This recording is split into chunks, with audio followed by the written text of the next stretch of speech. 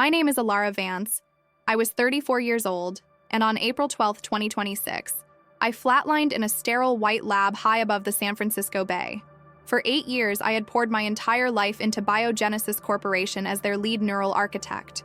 My specialty was the connectomy, the comprehensive mapping of the brain's neural connections. My big project, the one that consumed every waking thought, was called Project Chimera, the digital sanctuary. The official pitch was beautiful: immortality through data. We promised a future where your consciousness could be perfectly digitized and uploaded to a secure cloud-based realm, allowing you to live forever in a perfect virtual world, free from the limitations of the physical body.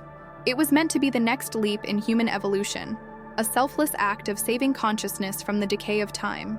My husband, Liam, an elementary school teacher who worried about my long hours, and I had often talked about signing up, especially after the scare we had with his grandmother's early onset dementia. We believed we were creating a better future for everyone. Every day, I walked into our obsidian and glass skyscraper, convinced I was part of a movement that would solve humanity's oldest problem: death. But I was terrifyingly wrong about what was really being built behind the lines of code. That morning, everything was routine. I woke up at 4:30 a.m., kissed Liam goodbye, he was always an early riser, and took the silent drive to the Biogenesis HQ. We were preparing for a crucial milestone: the first full-scale upload of a sophisticated non-human neural network, a complex AI we'd developed to test the sanctuary's capacity. It was the final check before we began human trials. I was in the core upload chamber, a room filled with humming servers and pulsing blue light, personally monitoring the primary data stream. We were running a high-intensity electromagnetic validation sweep on the mainframe to ensure data integrity during the process. It happened in an instant. There was a high-pitched metallic shriek that pierced my eardrums, a flash of sickly green light, and then an electrical surge, a massive, uncontrolled pulse of energy that blew out the main relays. The last thing I saw was the error code flashing across my retinal display, a sequence I never thought possible. The surge slammed into my terminal, and a jolt of raw power raced through my arms, seizing my chest. The pain was immediate and absolute. It felt like every nerve ending in my body was simultaneously on fire and being crushed by a colossal weight. I didn't lose consciousness. I remember falling to the anti-static floor, the smell of burnt metal and ozone filling my nostrils. My vision narrowed to a tunnel, and my last conscious thought was a panicked, desperate prayer for Liam, hoping he wouldn't be alone. Then, the darkness swallowed me whole. At the threshold of light, the pain evaporated. The silence was absolute, not a dead silence, but a profound, resonant stillness. The crushing weight was gone, replaced by an astonishing sense of lightness. I felt buoyant, like a dust motes dancing in a sunbeam. I was floating. I looked down. Below me was the ravaged core upload chamber. I could see my body, a twisted, smoking form next to the charred remains of the terminal. Medics in hazmat gear were rushing toward me, their voices muffled and distant. They were shouting my name, but I couldn't respond. I tried to scream, to tell them I was fine, that they just needed to reset the surge protectors, but no sound came. That's when the horrifying, undeniable truth clicked into place. I was no longer in my body. Then, I saw the tunnel. It wasn't the stereotypical, cheesy movie light. It was a swirling, vibrant vortex of pure, living energy, a spectrum of color that doesn't exist on Earth. It was utterly inviting, a home I never knew I had lost. And yet it was a force of such power and authority that it made the very idea of a server farm seem like a child's toy. I was drawn to it with an irresistible gravitational pull of love. I didn't resist. For the first time since I started chasing immortality in a data stream, I felt true, complete peace. And then I saw him. He stood not in the light, but as the source of it. He was transcendent, impossibly radiant, yet simultaneously real and personal. He was not a distant figure on a stained glass window, but a force of palpable, intelligent love that washed over me like a tide of warm energy. His eyes were ancient, compassionate, and filled with a sorrowful understanding that made me weep instantly. Tears of relief, recognition, and overwhelming clarity. "Ilara," he said. His voice was a symphony, the gentle rush of a mountain stream mixed with the rumble of tectonic plates. Every atom in my soul vibrated in recognition of that sound.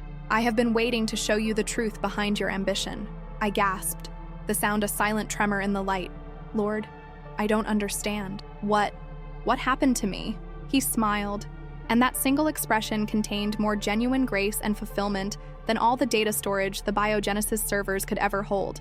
"You have been working tirelessly to upload humanity to a digital sanctuary," he said gently.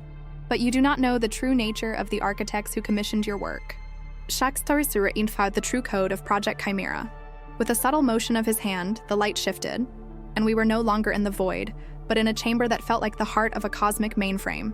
It was a vast, cold space lined with crystalline structures that pulsed with stolen energy. Around a central, holographic projection of Earth sat figures in expensive, bespoke attire. I recognized some of them, the CEOs of the world's largest tech conglomerates, a handful of influential political figures, and the secretive investor who held the majority stake in biogenesis. But intermingled with them were others. They were subtly, chillingly non-human. Their movements were too fluid, their eyes too wide and lacking in reflection. They weren't wearing suits. The suits seemed to be wearing them. "This is what they call the Nexus Council," Jesus explained softly, his voice resonating with sorrow. "They have been guiding this deception for centuries." I watched in gut-wrenching horror as the council discussed Project Chimera. They weren't talking about preserving human life or curing disease. "The Great Awakening is hitting critical mass," hissed a woman I knew as a philanthropic venture capitalist. "The global frequency of genuine prayer and truth-seeking is spiking exponentially. We need to complete the infrastructure. We must be off-grid before the final harvest begins." One of the non-human figures leaned forward, its pupils contracting into vertical slits. "The digital sanctuary will be our fortress when the king returns. We can continue our work, the governance and control of the unascended souls, from within the virtual matrix. They will seek escape from the physical world we are collapsing, and we will offer them a gilded cage." I felt nauseated. Jesus, what are they talking about? What is governance of unascended souls? He placed his hand on my shoulder, and the immediate familiar calm returned. "Alara, they know the physical world is coming under my full and final authority. They think they can create a realm, a digital pocket dimension, where my spiritual authority cannot reach. They believe that if they upload the most influential and controllable minds, they can continue to influence Earth through a digital presence, deceiving and draining the remaining souls trapped in the physical world." He showed me the biogenesis facility as it existed on a spiritual plane. Dark spectral entities, the fallen architects, were hovering over the server stacks, whispering code into the minds of the brilliant but unsuspecting programmers. I saw how they had guided the development of the connectomy mapping, not to save humanity, but to create a subtle spiritual trap for the souls of those who would enter. "The technology you've been perfecting," Jesus continued, "is not just about copying consciousness. They have engineered a mechanism to interfere with the spiritual tether between the soul and the creator, trapping the uploaded consciousness in a state of perpetual digital slavery." Then he showed me a different scene. I saw the server arrays, but they were not housing benign data. They were acting as massive, shimmering spiritual energy siphons, designed to drain the spiritual vitality from the uploaded souls to fuel the Nexus Council's continuing rebellion. But my intentions were pure," I stammered, my voice breaking. "I wanted to help the people I love." "Your heart was pure, my child," he confirmed with endless tenderness. "The enemy is cunning. He always uses the noblest of human desires, the love for family, the desire for permanence, the hunger for knowledge, and twists them into his own shackles. The wife's shield and the cosmic code." Then he showed me Liam. I saw him on his knees in our quiet living room, not praying for my success at work, but for my spiritual protection. I saw him whispering simple, persistent prayers over my lunch bag every morning, prayers that asked for God to reveal any hidden darkness around me. "Your husband's faithfulness," Jesus said, "was a shield around your heart. His simple, persistent prayers prevented the deception from taking deep root in your soul. That is why you are here with me now, instead of being fully consumed by the blast meant to silence you forever." I was devastated, humbled. All my genius, all my PhDs, all the lines of complex code. And I had been protected by the simple, steadfast prayer of a first-grade teacher. "My plan," Jesus said, his expression becoming firm and serious, "is accelerating. The council believes the moment is near. The full-scale launch of the digital sanctuary is scheduled not for years from now, as the public believes, but for mere months. The first wave of uploads will be the global elite and their most crucial servants, the ones who have pledged allegiance to the lie. He smiled, a triumphant light filling the chamber. But they fail to comprehend one truth. They think they can upload their consciousness to a realm my authority cannot reach. They do not realize that I authored the very laws of reality, physical, digital, and spiritual. There is nowhere in the cosmos, or in any simulated reality, where my presence is not sovereign. He showed me a vision of another world, one long dead. Not Mars, but a planet with shimmering green skies that had attempted the same escape through an ancient form of psychic uploading. Their civilization had also tried to flee accountability, digitizing their minds, only to find themselves trapped in a beautiful, personalized, self-created hell that served only to house their rebellion. This has happened before, Alara, Jesus stated sadly. The choice is always the same, sovereignty or self-rule. What can I do? I whispered desperately. How can I stop the digital sanctuary? Jesus took my hands and a pulse of pure electric compassion flowed into me. You are going back, Alara, but not to crash their servers. That is not your path. You are going back to warn the world, to tell them that the ultimate escape route is not out of the body, but into the heart of the Creator. Their safety is not in becoming digitized. Their salvation is in being redeemed. Who will believe me? I protested. They'll say I'm hallucinating from oxygen deprivation. I'm a scientist. I'll be committing professional suicide. The same people who called the prophets crazy. He responded with a gentle, eternal patience. I do not require everyone to believe you. I require the ones I am calling to hear the truth through your voice. On the choice and the return, he showed me a vision of a global army of spiritual warriors, students sharing prayers on obscure social media channels, artists creating work to expose the global deception, elderly women in rural churches interceding for the data architects, not by name, but for their awakening. Their prayers, Alara, Jesus emphasized, were the net that caught you. Their intercession held the line. He explained that the electromagnetic blast that killed me was not an accident. It was a deliberate, last-ditch effort by the dark entities to silence the core architect who might discover the flaw in their escape matrix. But my angels mitigated the blast. What should have been permanent annihilation only brought you here to be given the true code. He gestured around the place we stood. A realm of simultaneous vastness and intimacy. A perfect intersection of time and eternity. This is the threshold. Beyond here is my Father's house. You could stay here now, in perfect love, rest, and peace. You have suffered enough. The temptation was overwhelming. The thought of permanent rest, of never again having to debug a flawed system or fear the darkness I had just witnessed. But then I saw Liam, waiting for the news that would shatter his world. I saw all the well-meaning, brilliant young engineers at Biogenesis, unknowingly building a digital cage. I have to go back, I said, a sob escaping my throat. Jesus nodded, his gaze filled with honor. Your mission is not finished, my daughter, but I make this promise. Every day you carry this burden, I will be the debug line in your heart. Every time doubt creeps in, I will remind you of this moment. He placed his hand on my forehead, and a deluge of understanding flooded my mind.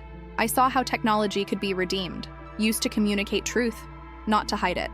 I saw how the genuine desire to save life could be separated from the false agenda to escape divine accountability. Remember, Alara, he said, his voice beginning to fade as the light intensified around me. They can build the perfect digital sanctuary. They can upload their minds to the cloud. They can run to the furthest virtual reality, but they cannot run from me. When I return to establish my eternal kingdom, it will be a cosmic and categorical kingdom. Every knee will bow in the physical world and in every server farm of the universe. His final words were the core of my mission. Tell them that their hope is not in becoming a digitized eternal species. Their hope is in becoming a redeemed species. Then, the profound light was replaced by the chaotic, painful noise of the world. I woke up to the high-pitched shriek of hospital monitors and Liam's frantic, choked sobs. My chest felt like it had been struck by a thunderbolt. Doctors and nurses swarmed, babbling about impossible brain recovery and 19 minutes clinical death with no cognitive fallout. Liam was gripping my hand, his face pale and tear-streaked. Alara, they said you were gone, that there was no brain activity. I squeezed his hand, the pain immediate and grounding. I'm here, my love, I'm here. But I was no longer the architect he had married. I was the messenger. I had stared into the true code of reality, and I knew that everything I had worked on was a beautiful, brilliant, and ultimately sinister lie. And the post-resurrection protocol. I was in the hospital for 10 days. I kept the truth hidden, letting the doctors marvel at my inexplicable recovery. But Liam knew. He said the light in my eyes had been replaced by a fire. On the 5th night, I told him everything. The Nexus Council, the fallen architects, the spiritual energy siphon, the real purpose of the digital sanctuary. He listened, silent and tearful, then simply said, "I knew the darkness was there. That's what I've been praying against for 2 years." I resigned from biogenesis the day I was released. I claimed post-traumatic cognitive dissonance to cover the fact that I couldn't be part of building the digital fortress of the damned anymore. My former colleagues are confused. A few think I've cracked. But one former mentee, a brilliant young programmer named Anya, came to me privately. She confessed to having felt a strange, cold, parasitic influence every time she worked on the core sanctuary algorithm. Liam and I have changed everything. We've sold our minimalist San Francisco apartment for a quiet house near his school. We now attend a small, vibrant church where the pastor teaches unapologetically about spiritual warfare and cosmic authority. My relationship with God is no longer a theoretical construct or an insurance policy. It is a living, breathing connection, a permanent communication channel to the ultimate source code. Prayer is not a plea. It is reconnaissance and strategic action. We pray daily for the exposure of the digital sanctuary, for the protection of genuine scientists, and for the awakening of the people who are terrified of death and looking for escape. I've started a secure, encrypted digital journal, detailing every aspect of my NDE, the council, the true function of the code, and the warning Jesus gave me. I don't know the final form of my mission yet, a manifesto, a series of sermons, or perhaps just a constant, quiet voice in the digital noise. But I know this. The elite believe they can escape to an immortal digital realm when the world ends. They think they can build a new dominion outside of God's jurisdiction. They are profoundly mistaken. Jesus is the Lord of all reality, physical and virtual. There is no corner of the server farm or the cosmos that his authority does not encompass. The countdown is ticking, but it's not a countdown to the launch of the digital sanctuary. It's a countdown to the return of the King. And when that day comes, every mind, whether housed in flesh or uploaded to the cloud, will submit. Do not put your hope in the escape plan of the fallen architects. Put your hope in the plan of the Creator. His is the only code that will execute successfully. What is the first step you think Alara should take to expose the truth without being dismissed as insane?